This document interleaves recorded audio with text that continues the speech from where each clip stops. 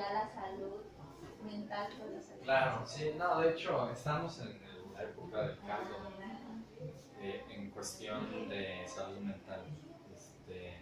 Todavía el estigma, ¿no? De una enfermedad psiquiátrica. O de me mandaron con el psiquiatra, yo no estoy loca. Sí, o ay, te mandaron con el psiquiatra.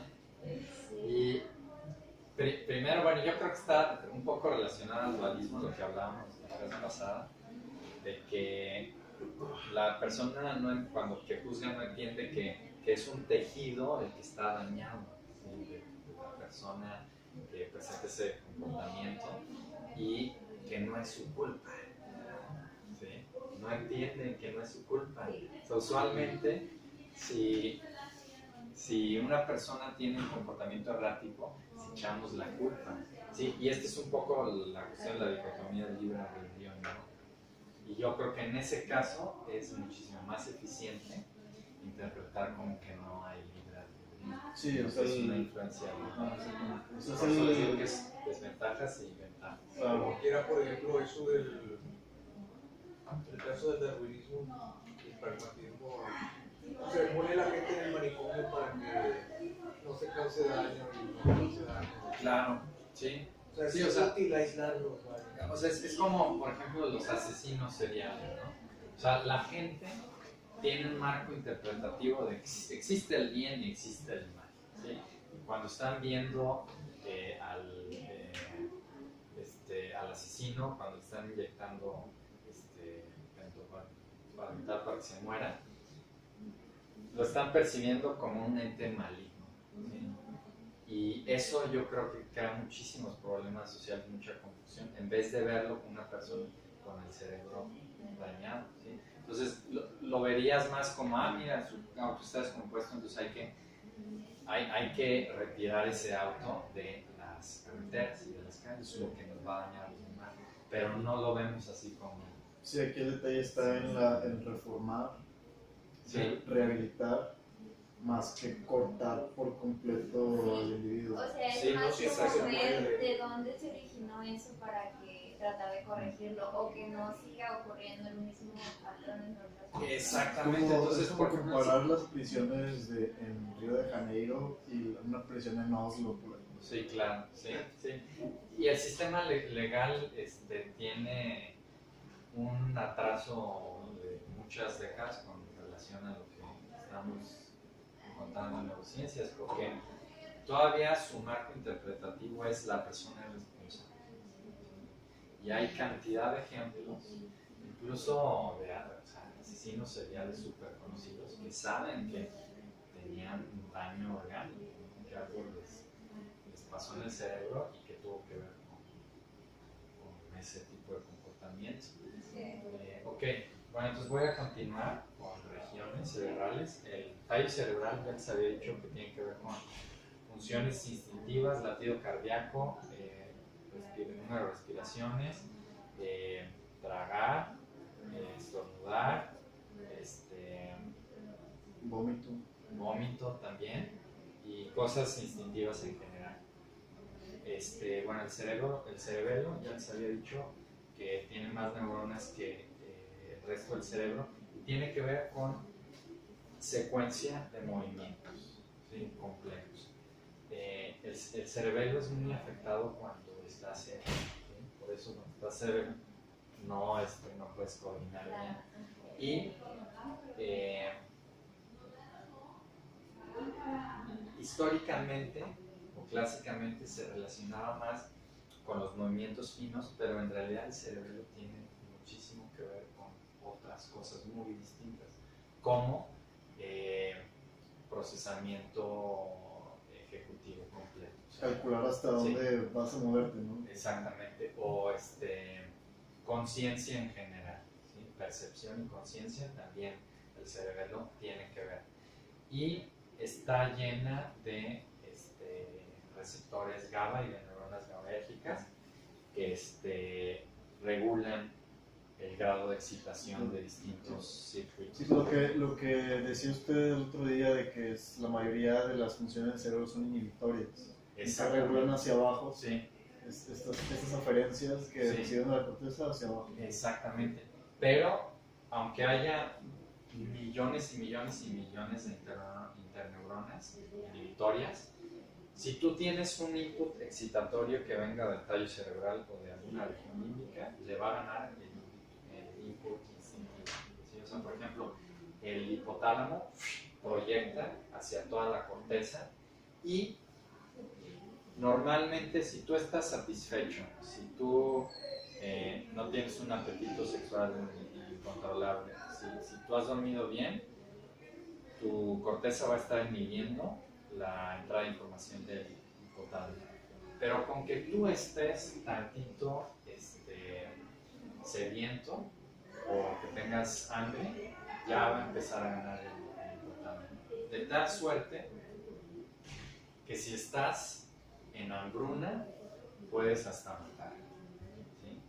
Porque el hipotálamo, que es una región totalmente instintiva, va a ser el ejecutor de una conducta. No va a ser capaz la corteza inhibitoria de inhibirlo. Ok, bueno, el tálamo es el relevo de información sensorial más importante. Todos los sentidos, excepto el olfato, proyectan al tálamo. ¿Sí? En el tálamo hacen sinapsis y del tálamo sale una proyección hacia las cortezas primarias, que puede ser corteza sensorial primaria, corteza visual primaria, corteza auditiva primaria. ¿Okay? Y no solo tiene esta función de recibir las entradas sensoriales, sino también tiene funciones integrativas, porque hay núcleos talámicos que tienen que ver con emocionalidad. ¿Sí? Entonces, por eso les decía la clase pasada de esta persona que estaba en una cirugía, que estaban a nivel del tálamo y empezaba a sentir que tenía miedo en las manos o algo así. ¿Sí? Eso es porque se pasó la información del procesamiento sensorial al procesamiento perceptivo o emotivo.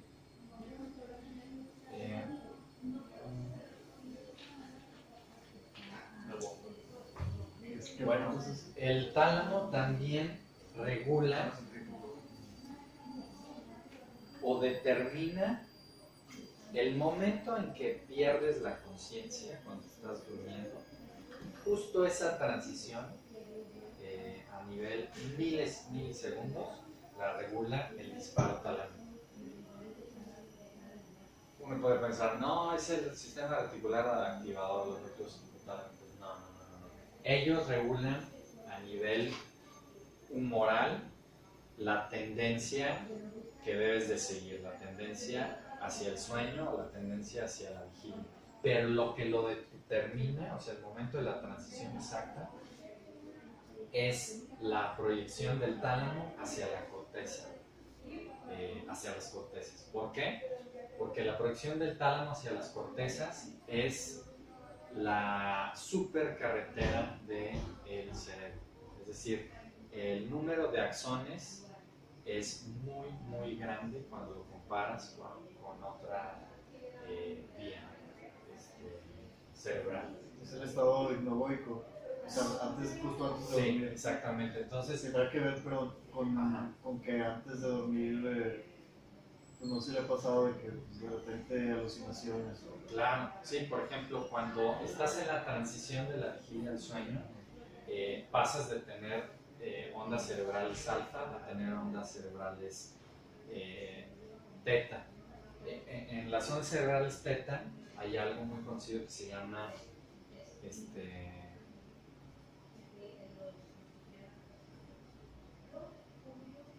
bueno, le llaman spindle en inglés, pero es como un uso en frecuencia teta.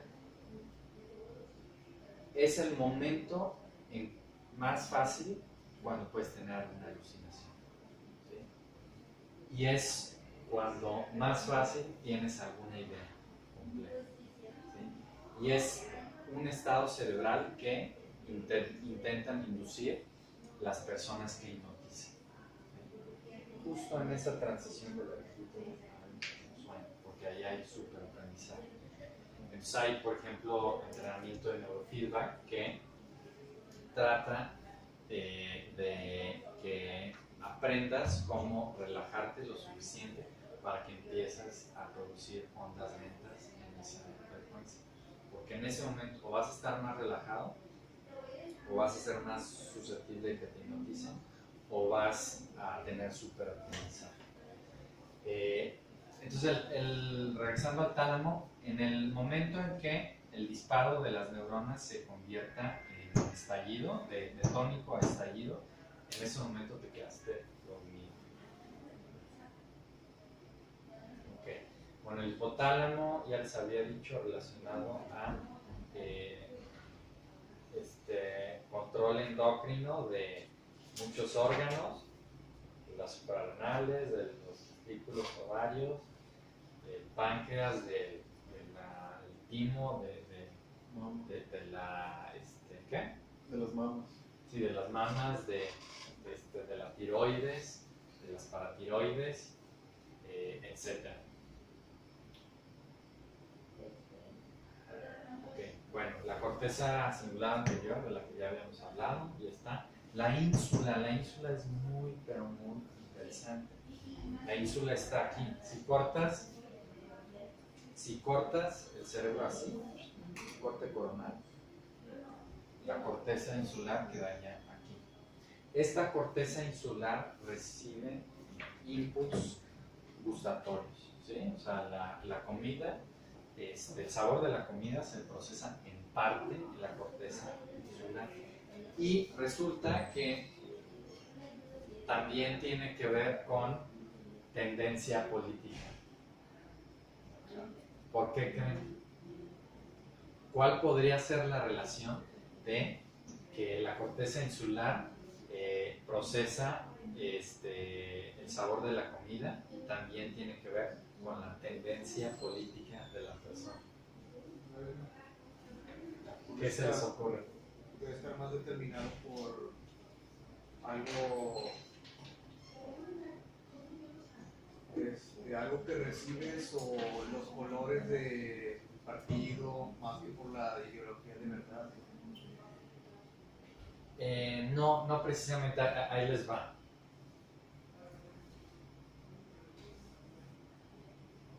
Resulta que la arquitectura de la corteza insular tiene que ver con tu personalidad. Entonces, si analizamos la personalidad, hay varias formas de estudiarlo.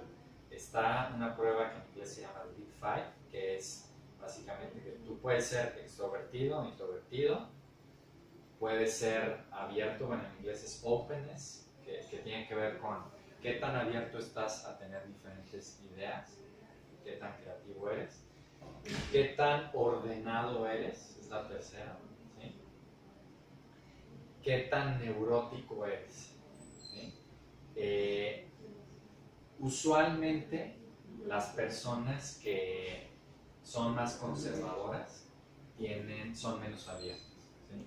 Y tiene que ver con si quieres fronteras o no quieres fronteras, ¿sí? Que pueden ser a nivel físico, como las divisiones entre los países, pero también pueden ser fronteras a nivel filosófico, como obviamente las personas que son más abiertas van a estar más a favor de los transexuales o de como formas alternativas de, o sea, esta ambigüedad de manifestación o de... Sí, esa característica de la personalidad está relacionada con las fronteras, no solo a nivel físico, sino a nivel abstracto, ¿sí?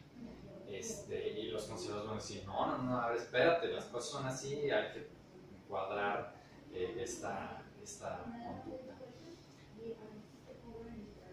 Se ha visto diferencias en la arquitectura de la corteza insular en personas que son más abiertas y menos abiertas. O sea, por ese lado mencionaba lo de la política. Sí, y también resulta que tiene que ver con el gusto, eso. La gente que es más conservadora y que es menos abierta, tiene más... es más sensible al asco, ¿sí? ¿A qué me refiero? Que huele de repente y no pueden, dicen, no, es que huele horrible, me tengo que ir. O sea, es más sensible al asco, al disgusto del olor o del sabor. Las personas que son más conservadoras y que son menos abiertas correlaciona siempre que son más sensibles al asco. Entonces, si se fijan, por ejemplo, en la historia del siglo XX, muchas veces se utilizaron estrategias políticas para relacionar la existencia de una población con algo asqueroso. Entonces Hitler utilizaba propaganda en la que relacionaba a los judíos como algo asqueroso, ¿no? Entonces ponía imágenes o videos de una familia de judíos sin un montón de moscas en la comida, un montón de suciedad, para elicitar, ¿sí se dice en español? Elicitar sensaciones de asco en la población alemana, ¿sí? Y que se volvieran más conservadores. Miren, vamos a poner a los judíos aquí y en esta frontera y los vamos a eliminar. También se podría ver, o sea, sí, puede que sea por eso, pero también puede influir el aspecto periférico, ¿no? De que o sea, en cuanto a receptores, o sea, que una persona sea más sensible a... No ha sido estudiado en humanos, no. Pero es multifactorial, ¿no? Porque Sí. alguien puede ser conservador en una cosa y liberal en otra. Sí, pero sí hay una tendencia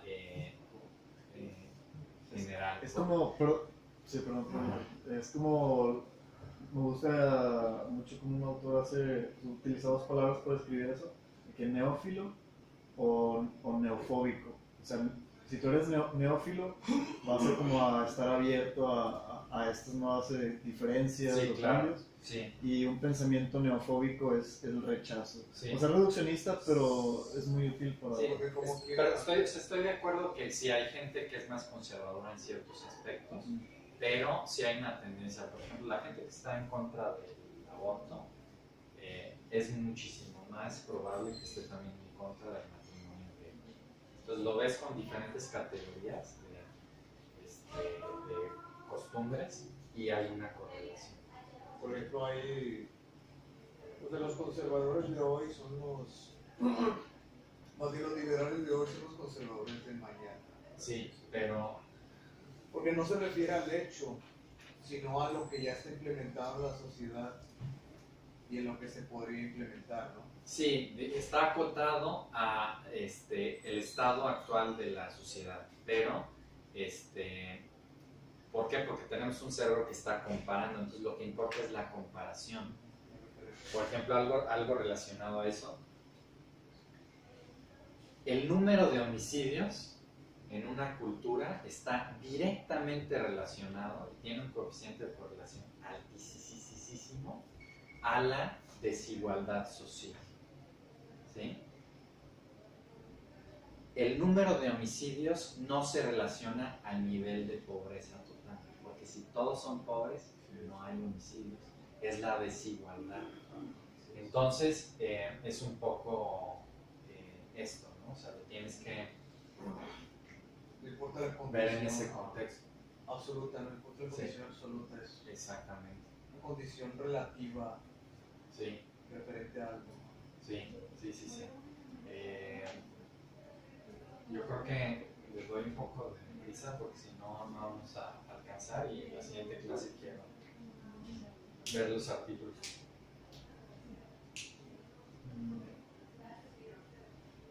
Bueno, la corteza prefrontal tiene diversas áreas, ¿no? Que realizan funciones muy complejas. La corteza orbitofrontal tiene mucho que ver con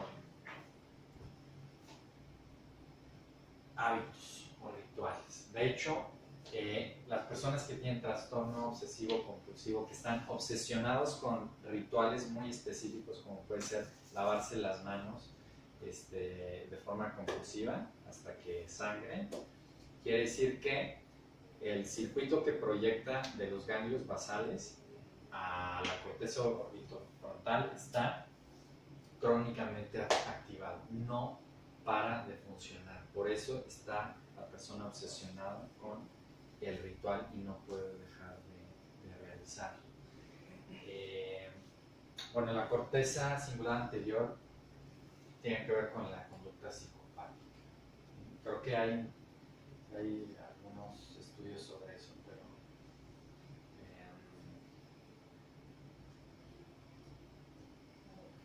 no, ahorita no se me viene a la mente. Ok. Bueno, el sistema límbico, que tiene que ver con el procesamiento emocional, pues hay muchas áreas involucradas, la amígdala por excelencia, y la amígdala ya la estudiamos un poco. El sistema límbico está conectado con distintos órganos del cerebro a través del hipotálamo. ¿Por qué? Porque dependiendo de la activación del sistema límbico es lo que va a secretar la pituitaria y a su vez va a influenciar todos estos órganos. Ok, entonces aquí ya pasamos de área a circuito. Entonces recuerden que debes de ver esto de una forma integrativa. Entonces, si nos enfocamos en la percepción de un estímulo táctil, no solo debemos estudiar la corteza somatosensorial primaria y el músculo, sino también debemos de estudiar toda la vía de la conexión de la corteza con el tálamo, luego el tálamo con el tallo cerebral con la médula, para poder entender bien cómo se está transmitiendo la información sensorial. De igual forma tienes que hacer lo mismo para los estímulos motores, ¿no? Tienes que empezar desde los músculos, luego irte a la médula, luego de la médula pues, hacia el cerebro.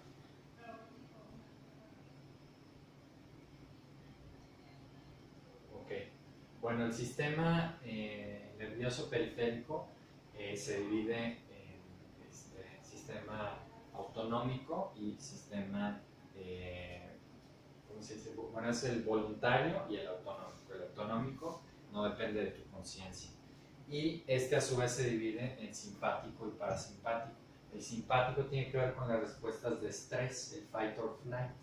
Y resulta que está conformado por distintos ganglios que se encuentran de forma paralela a la dirección de la médula espinal.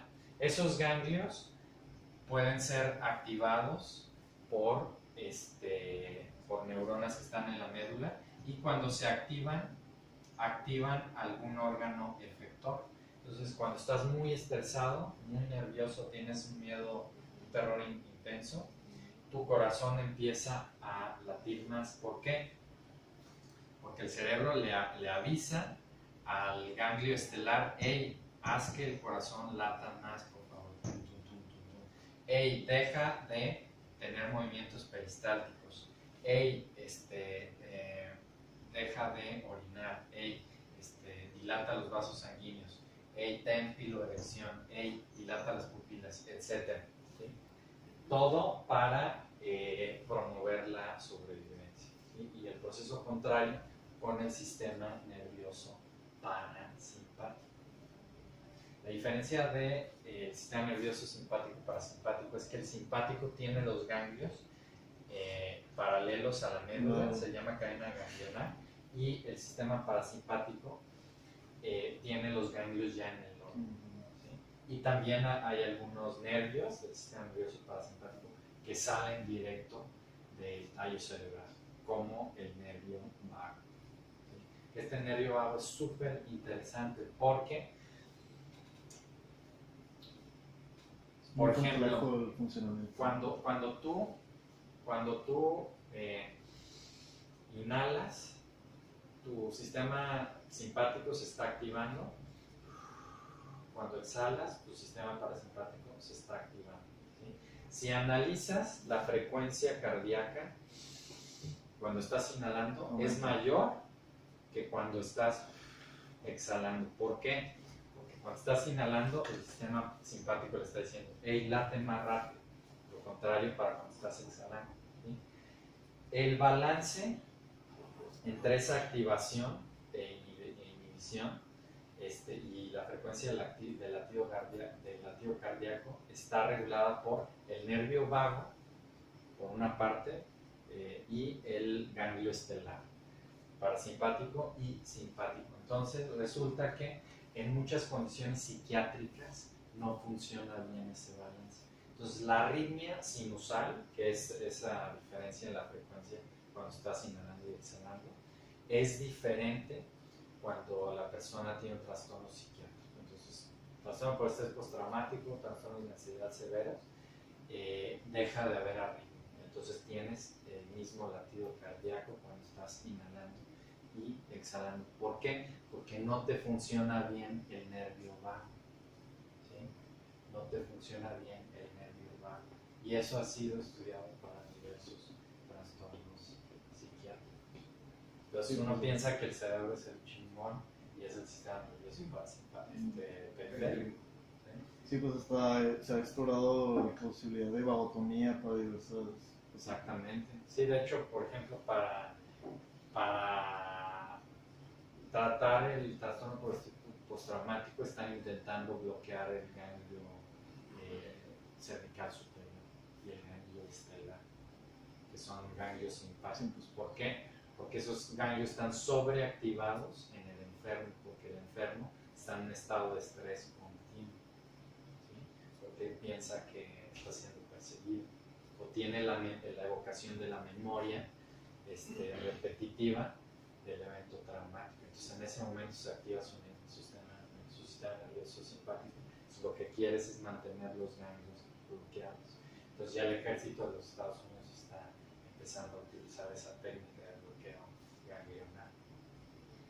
Hay otras técnicas muy interesantes que están siendo muy estudiadas y que ya son fáciles de aplicar, que tienen que ver con estimulación directa transcraneal. ¿Sí? Entonces, esa estimulación directa transcraneal se está estudiando mucho porque ya es baja en costo. Y hay estudios para depresión, para trastorno bipolar, para trastorno de ansiedad, para trastorno obsesivo compulsivo, que ven mejoría. Bueno, parasimpático. Bueno, cuando estás estudiando el procesamiento de la información sensorial a nivel médula, aquí ya estamos en el sistema, bueno, sigue siendo el sistema nervioso central, pero en la médula más bien. Hay tres tipos de neuronas: las sensoriales, que son las que reciben la información táctil y la mandan hacia la médula. Esta neurona sensorial activa una interneurona y esta interneurona es lo que le avisa a la neurona motora: hey, tienes que moverte. El ejemplo perfecto es el reflejo de patelar, ¿cómo se llama? ¿Patelar?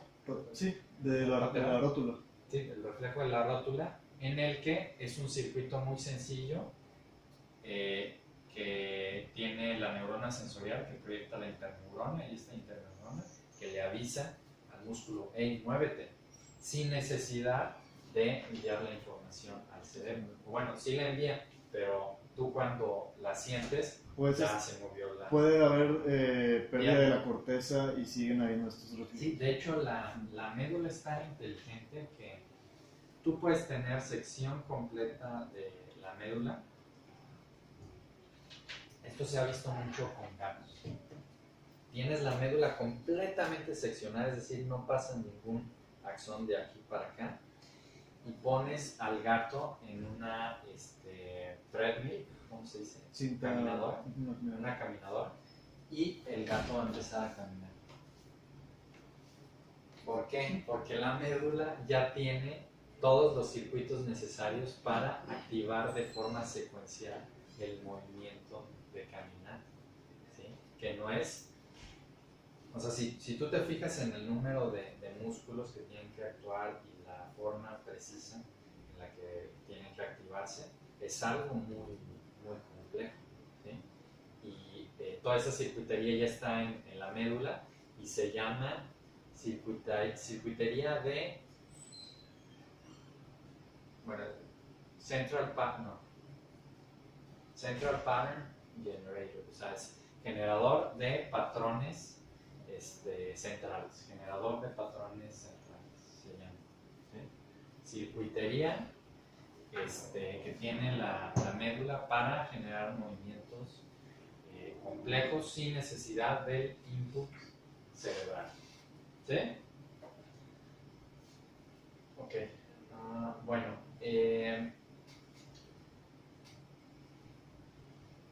diferencias hemisféricas.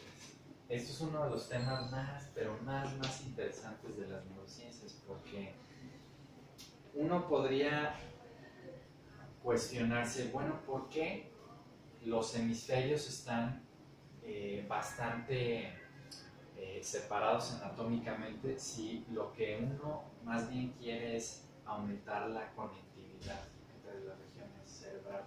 Porque el cerebro solo tiene el cuerpo calloso de mecanismo de unión entre el hemisferio izquierdo y el derecho, solo el cuerpo calloso. Bueno, tienes otras comisuras, pero están más a nivel subcortical. Pero si comparas el número de neuronas totales que hay aquí con el hemisferio derecho y cuentas el número de axones, es una fracción ínfima del número de axones en comparación con el número de neuronas de cada hemisferio. Por eso tienes lateralización de la información, ¿sí? Que esos estudios empezaron por ahí de los 60 cuando se dan cuenta que si había daño al hemisferio izquierdo, tenías daño perdías ciertas capacidades del lenguaje, y daño al hemisferio derecho ya no podías abstraer o ya no podías apreciar el arte. Entonces empezaron a decir, mira, el arte es el hemisferio derecho, el lenguaje el hemisferio izquierdo. Ya luego se dieron cuenta que eso no era cierto. Y todavía en los cursos, por ejemplo, el curso de programación neurolingüística de hace unos meses, así lo enseñan. Y en realidad hace 30 años o 20 años que cambió la imagen. En realidad, ambos hemisferios tienen que ver con el lenguaje. Ambos hemisferios tienen que ver con el arte. ¿Qué es lo que realmente está lateralizado? ¿Sí? Lo que realmente está lateralizado es, por un lado, el procesamiento de la atención. Cómo pones atención depende de qué hemisferio estés utilizando. ¿A qué me refiero con eso? Cuando requieres una atención lineal, enfocada en algo, requieres la activación del hemisferio izquierdo. Cuando requieres una atención dispersa, requieres la actividad del hemisferio derecho. Entonces imagínate que soy un animal que está cazando y a la vez puedo ser una presa para un depredador. Tengo que estar enfocado en mi presa a través de una atención lineal, usando el hemisferio izquierdo, pero a la vez tengo que estar utilizando el hemisferio derecho para ver si no tengo un depredador en cualquier parte. ¿Sí? Entonces se fijan, lineal con dispersa. Otra diferencia que tiene el hemisferio izquierdo con el derecho tiene que ver con novedad y rutina, ¿sí? Las conductas que ya tienes bastante integradas en tu día a día, constantemente las estás refinando, modificando ligeramente, mejorando. Eso lo hace el hemisferio izquierdo. Y para cosas totalmente nuevas o a nivel perceptivo, información perceptiva muy nueva que estés apenas procesando, lo hace el hemisferio derecho. De hecho hay la escuela de neuropsicología rusa, que es una de las más famosas, estudió mucho eso. Hay un investigador que se llama Alkonen Goldberg, un ruso, que fue discípulo de Luria, el psicólogo, yo diría, más famoso del siglo XX.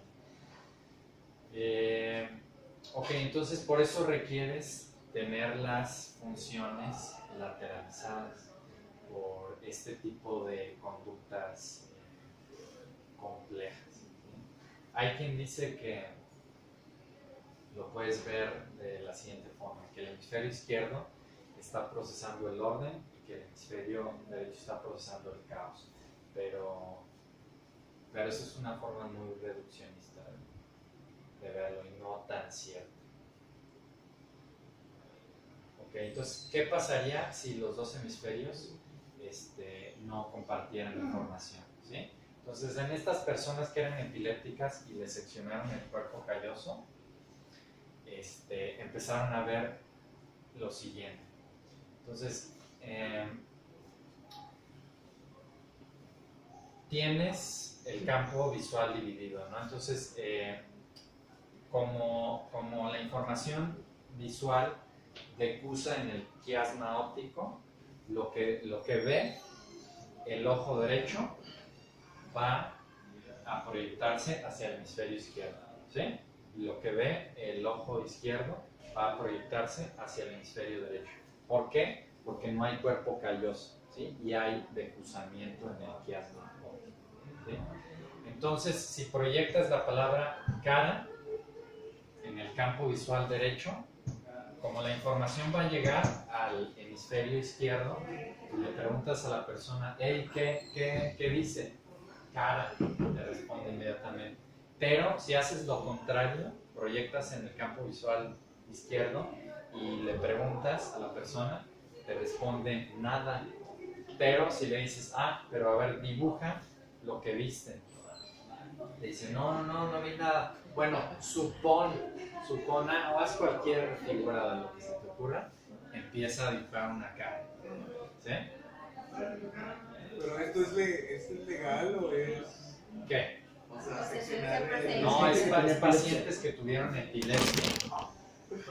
Pacientes que tuvieron epilepsia y Es un tratamiento. fíjate que está correcto el ángulo. Sí, sí se ve, pero sí se ve. se movió un poquito. Sí, no se preocupen. Ahí está. Son pacientes que tenían epilepsia intratable y la única forma de interrumpir las crisis compulsivas tan graves era seccionándoles el cuerpo calloso. ¿Sí? No, por supuesto que no vas a hacer experimentos con humanos. Es ilegal. Es inhumano. Sí, o sea, no, el asunto no es la legalidad, sino el que Sí, claro. Ok, bueno, entonces otro ejemplo. Le preguntas a la persona, bueno, se está proyectando aquí, en este campo visual izquierdo, me parece que es un destornillador, ¿sí? Y le preguntas, ¿qué viste? Nada. Pero luego le dices aquí, no, pues tú agarra cualquier objeto que se te ocurra que piensas que viste y agarra el destornillador. ¿Sí? Y aquí le proyectas la pelota de béisbol y si te responde bien una pelota de béisbol. Ok. Pero eso porque es... ¿Por qué ocurre? Ajá. O sea, es que sí entiendo que se para y entonces no hay como una conexión entre los dos. Sí. Pero porque de este lado, o sea, si le tapan una parte sí puede ver y de la otra parte no puede ver. óptica.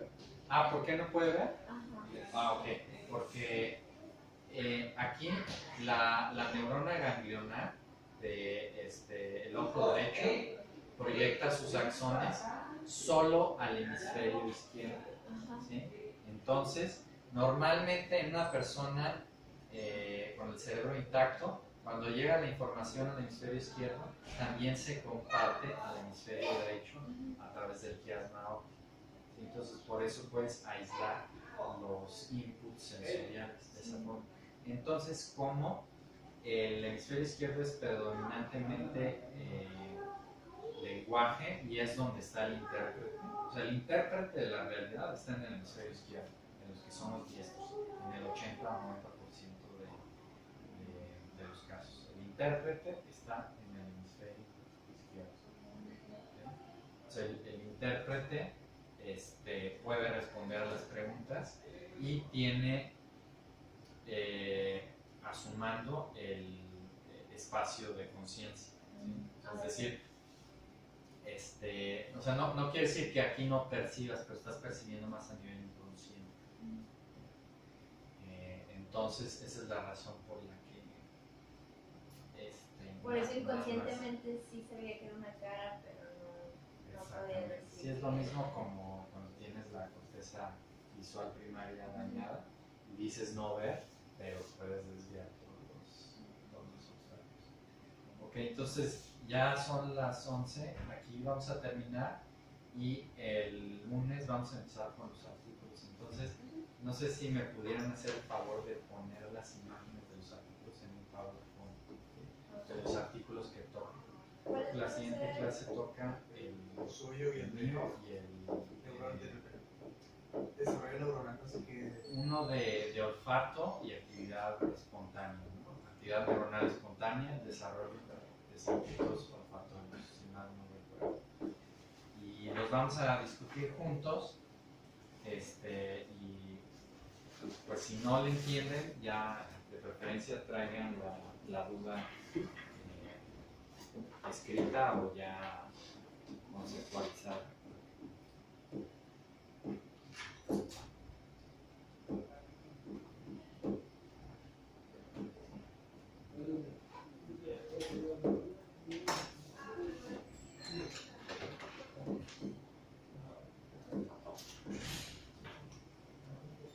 Eso parecía los bebés. Ya no, ¿Qué pasó?